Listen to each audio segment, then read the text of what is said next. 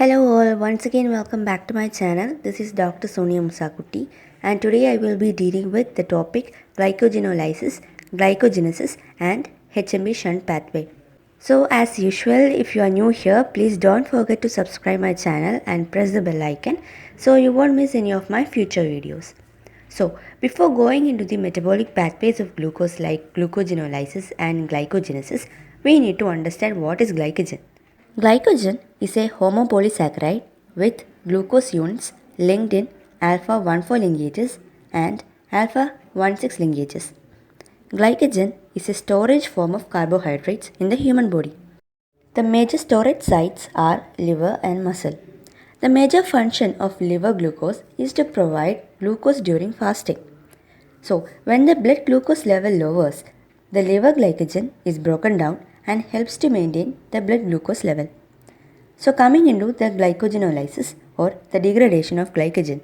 An important enzyme in this metabolic pathway, that is the glycogenolysis, is the glycogen phosphorylase. Glycogen phosphorylase removes glucose as glucose 1-phosphate from the glycogen. It removes the glucose units one at a time. The enzyme sequentially hydrolyzes alpha 1,4 glycosidic linkages till it reaches a glucose residue, 3 to 4 glucose units away from a branch point. It cannot attack the 1,6 linkage at the branch point.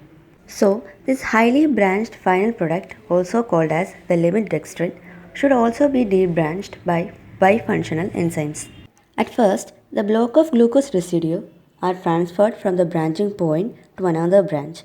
This enzyme is called as alpha 1,4 glycan transferase enzyme. Now, the branching point is free. Then the alpha 1,6 glucosidase enzyme or the debranching enzyme can hydrolyze the remaining glucose unit held in the 1,6 linkage at the branch point. This glucose residue is released as free glucose. These two enzymes convert the branch point to linear one and phosphorylase enzyme can proceed with its action. So coming into the glycogenesis, the glucose needs to be activated to undergo the glycogenetic pathway. The glucose 1-phosphate, which is formed from the glucose, combines with the UTP, that is the uridine triphosphate, and forms UDP glucose by the enzyme UDP glucose pyrophosphorylase. In the next step, the glucose moiety from the UDP glucose is transferred to a glycogen primer, which is called as the glycogenin molecule. This glycogen primer is essential to accept the glycosyl unit. So, the glycogen primer combines with the UDP glucose to form the glycogen and UDP with the enzyme glycogen synthase. In the next step, the activated glucose units are sequentially added by the enzyme glycogen synthase and UDP is liberated. This glycogen synthase can only add glucose units in alpha 1,4 linkages. So, after this, a branching enzyme comes into action. A branching enzyme is needed to create alpha 1,6 branching linkages. When the chain is lengthened to 11 to 12 glucose residues, the branching enzyme will transfer a block of 6 to 8 glucose residues from this chain to another site on the growing molecule. The enzyme amylo 1,4 to 1,6 transglucosidase, that is the branching enzyme, forms this alpha 1,6 linkage. To this newly created branch, further glucose units can be added in the alpha 1,4 linkage by glycogen synthase. Next, we can go through the HMB shunt pathway or the hexose monophosphate shunt pathway. It is also called as the pentose phosphate pathway. Instead of glucose, which is going through the glycolytic pathway, it is shunted through this pathway, so it is called as the shunt pathway. Okay, so normally in glycolytic pathway, the glucose give rise to a few biphosphate intermediates, but here in this shunt pathway, there are monophosphates only, hence which is called as hexose monophosphate pathway. About 10% of the glucose per day enters this HMB shunt pathway. This HMB shunt pathway have two phases, oxidative phase and non-oxidative phase. During the oxidative phase, the glucose 6-phosphate is oxidized with the generation of 2 molecules of NADPH and 1 molecule of pentose phosphate with the liberation of 1 molecule of carbon dioxide.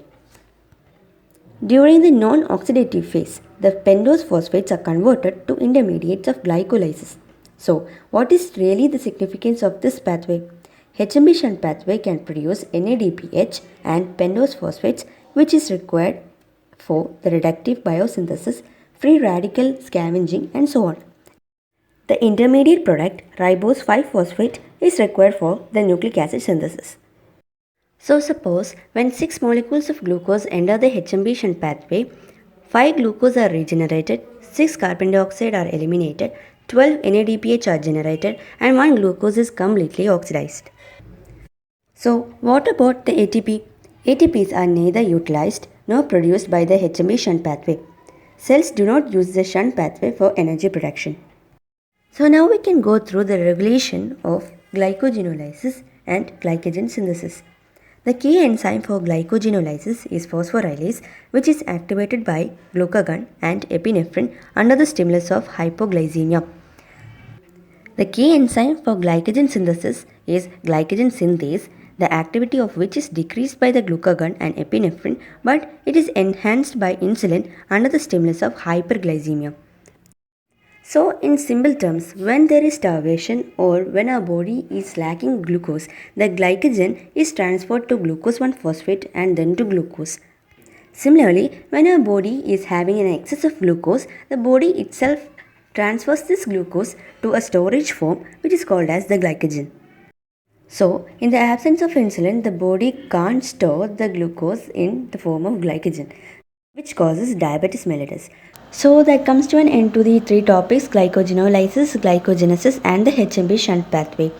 See you in the next video with another topic. Till then, it's Dr. Sonia Musakuti signing off. Thank you.